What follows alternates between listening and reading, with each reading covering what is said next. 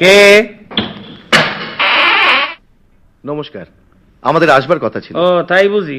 তা কোথা থেকে আসছো তোমরা? দেখুন, আমরা এখানে একটা অ্যাডাল্ট এডুকেশন সেন্টার খুলবো। মানে ভবতোষ বাবুর সঙ্গে আপনার তো কথাই হয়েছে, আপনি একটা ঘর ছেড়েও দেবেন বলেছেন। বসো বসো। অ্যাডাল্ট এডুকেশন মানে প্রাপ্ত বয়স্ক, এই চিহ্ন তো আজকাল সর্বত্রই দেখতে পাই। কিরকম, কি চিহ্ন? ওই মানে বড় হাতের একটা এ আর তার চারিদিকে একটা গোল, আর এই গোল লইয়েই যত গোলমাল। তাই তো গোলমালের কি আছে? কি নাই, এই প্রাপ্ত বয়স্কের চিহ্ন সিনেমাতে দিলেই অপ্রাপ্ত বয়স্কের ভিড়, আর নাটকের বিজ্ঞাপনে এই চিহ্ন দেখলেই বোঝা যায় কাপড় চোপড় খুলতে খুলতে মাইয়া লোক। কি নাচ জানি কয়। আপনি বোধহয় বলতে চেয়েছেন ক্যাবারের কথা। দেখছি একবার। বাবারে, ক্যাবারে না তো বাবারে। এইবার বুঝছি, আমারে লুকায় আমার ভাইয়ের লইয়া গিয়ে সব অসভ্য নাচ দেখা হয়। তাই ভাবি এত খোশ মেজাজ করতে খাইলো, নেতা হনের পর থেকে এসব বিমরতি ধরছে। মা, মা গো, অপরাধ নিও না মা। ওম শান্তি, ওম শান্তি, ওম শান্তি। ভয় পাওনের কিছু নাই, ঘাবড়াইও না, উনি আমার স্ত্রী। উনি ওরম জল ছড়িয়ে চলে গেলেন কেন? ওইটাই শান্তির জল। কোন কাজ অথবা কথা অপছন্দ হইলেই ওই জল ছড়াইয়া আমার বিবেক রিফাইন করেন। হ্যাঁ, কি জানি কথা হইতে আসছিল। ওই সিনেমা থিয়েটারের কথা আপনি বলছিলেন। তুমি চুপ করো তো। বলছিলাম কি, আমরা সিনেমা থিয়েটারে কথা বলতে আসিনি, বলছি অ্যাডাল্ট এডুকেশনের কথা। ব্যাপারটা একটু পরিষ্কার করে রাখো। এই মানে যারা কম বয়সে লেখাপড়ার সুযোগ পাননি, এখন বয়স হয়ে গেছে, তাদের জন্য এই শিক্ষা কেন্দ্র। বয়স হয়ে গেলে কি আর কারোর কিছু শিখান যায়? কাঁচার কচি থাকতেই তো শিখানের নিয়ম। তা এই ব্যাপারে আমি কি করতে পারি? এই আপনার বাইরের ঘরটা আমরা সপ্তাহে 3 দিন ব্যবহার করতে চাই। আচ্ছা, আপনার এই পরিকল্পনাটা কেমন লাগছে? ভালোই তো লাগনের কথা। তা কি বই দিয়া বয়স্ক শিক্ষা শুরু করবা ঠিক করছো? ভাবছি প্রথমে রামায়ণের গল্প দিয়ে শুরু করব। হ্যাঁ, খুব ভালো, খুব ভালো। আমরা মানে দেশের নেতারা তাহলে রক্ষা পাবো। রামায়ণ ভালো কইরা পড়া থাকলে আর কথায় কথায় নেতাগো দোষ ধরবো না। বাহ, যা ইচ্ছে তাই করবেন, দোষ করলেও জনসাধারণ কিছু বলবে না। নেতারা আবার কোনো দোষ করে নাকি? এই যে আপনারা সব প্রতিজ্ঞা করেন, ত্যাগ করব, পরিশ্রম করব, জান লড়িয়ে দেব, কোনোটাই তো করেন না। জনসাধারণকেই তো সেগুলো করতে হয়। রামায়ণে তো তাই কয়। লে হালুয়া, এর সঙ্গে আবার রামায়ণের সম্পর্ক কি? আপনি তো মাথাটা একদম ঘুরিয়ে দিলেন। কি বলতে চান একটু বুঝিয়ে বলুন তো। বুঝানের কি আছে? ধরো রাজা দশরথ তার 2 নম্বরই বউয়ের কাছে দরাম করে একটা প্রতিজ্ঞা কইরা বসলো, কিন্তু দশরথের কিছু সাফার করতে হইছে সেলিগা। মরল তো তার ছেলে রামচন্দ্র, কেমন কিনা? তাহলে মরাল কি দাঁড়াইলো? বাপ প্রতিজ্ঞা করব, ছেলে পালন করব, বাপ দেনা করব, ছেলে শোধ করব।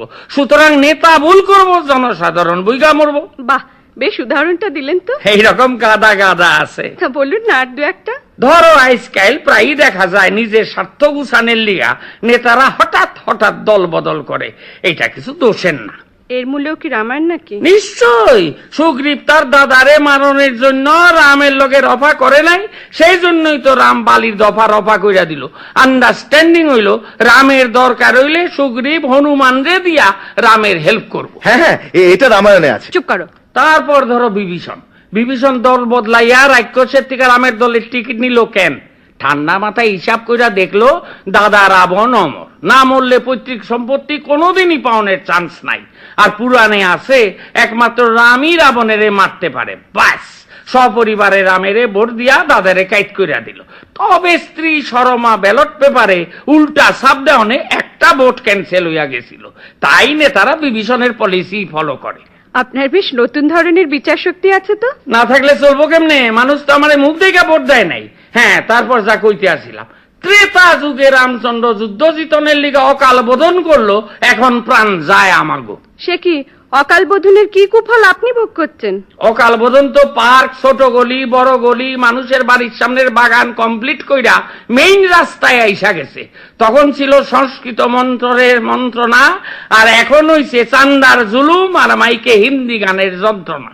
সে তো বন্ধ করে দিলেই হয়। দিলেই হইল, কতগুলি ভোট বরবাদ হইয়া যাইব সেই খেয়াল আছে। তারপর ফ্যামিলি লাইফের কথা কই। হ্যাঁ, মাইয়া লোকের এই যে সোনার উপরে লোভ, এইটাও আইছে রামায়ণ থেকে। বেশ ইন্টারেস্টিং লাগছে। কিভাবে এলো? আইল অবশ্য রামের বোকামিতে। 14 বছরই হোক আর 14 দিনই হোক, বনবাসে যখন চেঞ্জে গেলি তখন একলা যা। বউরা অবশ্য চিরকালই নানা রকমের ফ্যাকরা তুলবো, না কান দিলি হইতো। আর দিলি বইলি তো লঙ্কা কাণ্ডের গেঞ্জামে জড়াইয়া পড়লি। ও রামের সব বিপদের জন্য তাহলে আপনি সীতাকেই দায়ী করছেন? আলাবাদ কি দরকার ছিল তোর যাওনের? আরো তো 3টা বউ 3টা শাশুড়ি আছিল, তাগলকে বাড়িতে থাকলেই হইতো। আচ্ছা তাও মানলাম স্বামী ছাড়া থাকতে পারস না, গেলি শান্ত হইয়া চলাফেরা কর, তা না বনে গিয়েও সোনার হরিণ দইরা দাও সোনার হরিণ দইরা দাও বইলা ঘ্যানর করতে থাকলে কোন পুরুষ মানুষের মাথা ঠিক থাকে? সীতা তো হরিণ চাননি, সোনার হরিণ দেখে ভালো লেগেছিল, পোষবার জন্য হয়তো। হ্যাঁ, শুধু পুষতে দিলে সীতার কখনো পোষাইতো না।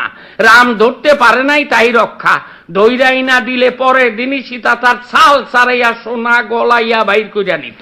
অস্বীকার করি না, কোনো মেয়ের হয়তো গয়নার লোভ থাকতে পারে, কিন্তু সীতা লোভ ছিল না? বনে যাওনের সময় গয়না পইরা যায় নাই?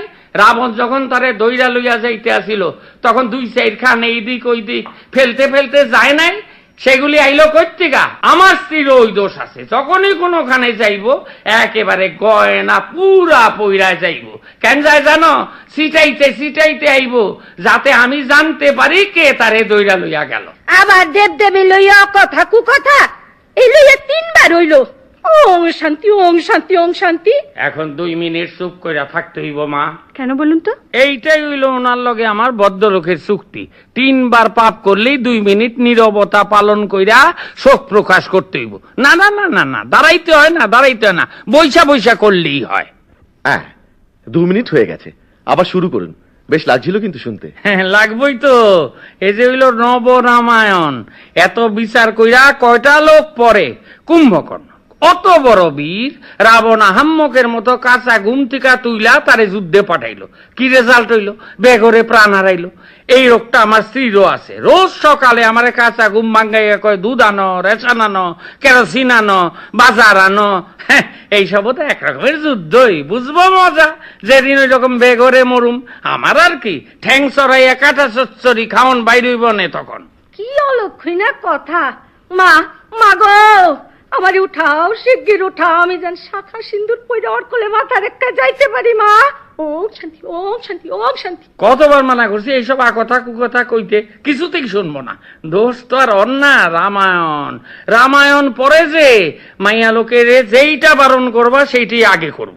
আপনি দেখছি অনবরত মেয়েদের দোষ দিয়ে যাচ্ছেন। দিমুনা, এই ধরো লক্ষণ। গন্ডি কাইটা পই কইরা কইয়া গেল বউঠান গন্ডির বাইরে যাইও না। তোর ফাইজলামি কইরা গন্ডির বাইরে যাওনের কোন কাম আছিল? না গেলে রাবণের 14 পুরুষের ক্ষমতা আছিল সীতারে ফুসলাইয়া লইয়া যায়। আমার স্ত্রীও কথা শোনে না, যখন তখন বাইর হইয়া যায়। বুঝবো ঠেলা, যেদিন কোন জুলপিওলা রাবণ ওরে ছিনতাই কইরা লইয়া যাইব। তখন কিন্তু জটায়ু পাখি প্রাণপণ বাধা দিয়েছিল। লাভ হইল কি? জটায়ুর ডানাটাই কাটা গেল। আজকালের দিনে এইরকম একটা পক্ষী পাওয়া যায়, চিড়িয়াখানায় রাখতে পারলে কত ফরেন মানে আসতো বাবু দেখি। আচ্ছা, লক্ষণকে আপনার কেমন লাগে? নিরেট, মাকাল ফল, একটা গবেট। সে কি, এ কথা বলছেন কেন? প্রথমেই দেখো না, মায়ের পেটের ভাইয়ের থেকে তোর কাছে সৎ ভাই বেশি হইল। দাদা ভাই ব্যাপারই না এইটা। আসল কথা হইল একটা বড় ক্ষমতা লোকের চাইমচা না হইতে পারলে তো আর ফোরফ্রন্টে আসা যায় না, তাই দাদা। কিন্তু লক্ষণ বেশ বীরও ছিল। আমার বড় পোলার মতন। কি বললেন? হ্যাঁ, যত বীরত্ব মাইয়া লোকের কাছে। সরাসরি লড়াই একবারই করছিল মেঘনাথের লগে, এক বাণী জ্ঞান হারাইয়া একেবারে দাঁতে হিটকি ধইরা পইরা রইল। হনুমান ওষুধ না আইনা দিলে তো দাঁতের পাটি খুলতো না। অথচ দেখো, বনে এতদিন আসিলি, সেখানে একটাও মানুষের মুখ দেখতে পাস নাই। মাইয়া লোক তো দূরের কথা, তা যাই হোক, রাবণের বইনটা সাইজা গুইজা আইলো, না হয় একটু বেশি ডলাডলি পানা করছিল। গায়ে না মাখলেই হইতো, ফস কইরা মস্তানি কইরা তার নাক কাটনের কি দরকার ছিল? একেই খেদা নাক, কাটলে পরে কি থাকে? আর নাকটা যদি চোখা হইতো তাহলে সুটপনকা অতটা অফেন্স নিত না।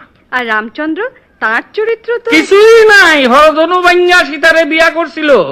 এইরে ফলো কইরা আমার মেজো পোলা পাশের বাড়ি সীতারে বিয়া করণের লিগা ধনু ভাঙ্গা পণ করছে। রামচন্দ্র কতখানি প্রজাবৎসল রাজা ছিলেন বলুন, আদর্শ রাজা তো। হ্যাঁ, পাবলিকের পেদানির বয়ে যে নিজের বউরে আগুনে ঢুকতে কয়, সে আবার আদর্শ রাজা। পাবলিক রে ভোটের সময় খেপানো চলবো না। রামের তখন সিংহাসনের দরকার, পাবলিকের ডিমান্ড মাইনা নিতে হইল। এবার শত্রুঘ্নের কথা কিছু বলুন। ওইটার নাম যে কে দিছিল কে জানে। কানা পোলার নাম পদ্মলোচন, একটা শত্রু জীবনে মারলো না, তার নাম হইল গিয়া শত্রুঘ্ন। হার চামারের নাম কৃপা সিন্ধু, বরং ভরত রে কোন যায় চালুমাল, জানে সিংহাসনে বসলে তখন যা টেম্পো মাইদোর খাইয়া মরবো। তাই দাদার অর্থাৎ রামচন্দ্রের খরমজোড়া খুইলা আইনা দিব্যি 14 বছর তার আড়ালে বইয়া রাজত্ব চালাইয়া গেল ঔরঙ্গজেবের মতন। যা করে সম্রাট শাহজাহান আমি কেউ না, ভরত তাই। যা করতে আছে দাদার খরম, আমি নিমিত্ত মাত্র। এই ভরত থেকেই কিন্তু ভারতবর্ষ নাম হইছে। মা ক্ষমা করো মা, এই মিনসারে বোবা করে দাও, নইলে আমারে কালা করে দাও। ওং শান্তি, ওং শান্তি, ওং শান্তি। কিন্তু একটা জিনিস রামায়ণে বেশ পরিষ্কার। কোনটা? রাম রাবণের যুদ্ধ প্রমাণ করে ধর্মের জয় আর অধর্মের পরাজয়। এই যুগে সেটা হইতে আছে কই? সত্য কাম করো, লোকে কইব পাঠা। সত্য কথা কও, ঠেঙ্গানি খাইবা। সত্য পথে থাকো, না খাইয়া মরবা। সৎ পথে থেকে মরলেও নাকি স্বর্গ লাভ হয়। হ্যাঁ, তখন হইতো, তখন তাড়াতাড়ি ডিসপাস হইতো, হয়তো স্বর্গে যাইতো। এখন সৎ পথে মরলে ডেড বডি কোন দলের আইডেন্টিফাই হইতে হইতে ডিসপাসের আগেই পয়সা চাইবো। স্বর্গে পচা জিনিস এলাও করে না। খুব মুশকিল হলো তো। কেন?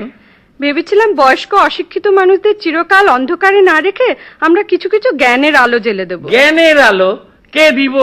ডিবিসি, ডিপিএল, সাঁওতালডি, ব্যান্ডেল, এরা কেউ তো আর এই আলো তৈরি করে না। তারা যে আলো তৈরি কইরা পাঠায় তাতেই আমরা কুলাইয়া উঠতে পারি না। আর এই আলোর মেগাওয়াট তো অনেক বেশি। তবু রাম রাবণের যুদ্ধে কয়েক লাখ বান্দর মারা গেছিল, তাই রক্ষা। না হইলে যা পরিবেষ্টিত হইয়া আছি, তার উপরে আবার যদি তাগো বংশধরেরা বাইচা থাকতো, তাহলে তো কাম সারছিল। তাহলে আপনার মতে রামায়ণে শেখবার মতন কিছুই নেই? একটা ব্যাপার ছাড়া, সেইটা কিন্তু বিজ্ঞানে আছে। রামায়ণে বিজ্ঞান কোনটা বলুন তো? কত জ্বর জারি হইলে, গাও গরম হইলে থার্মোমিটার বগলে দেয় কেন? এর জবাবও রামায়ণে আছে। হ্যাঁ আছে। শরীরে এত জায়গা থাকতে বগলে থার্মোমিটার দেয় কেন? বুঝতে পারছি না, এও রামায়ণ? নিশ্চয়। আমাকে পূর্বপুরুষকে হনুমান বিশল্যকরণী খুঁজা না পাইয়া পুরা গন্ধমাদন লইয়া মারল লাভ। কথা ছিল সূর্য ওঠার আগে ওষুধ খাওয়াইতে হইব। এইদিকে হনুমান আকাশে থাকতেই দেখে সূর্য প্রায় ওঠে। খপাত করে সূর্যরে দইরা বগলে চাইপা ধরলো। তেইলি বোঝো বেবাখির তো বগলেই। তার থেকেই সাইন্টিস্টরা বগলে থার্মোমিটার দেওয়ানের প্রথা চালু করলো।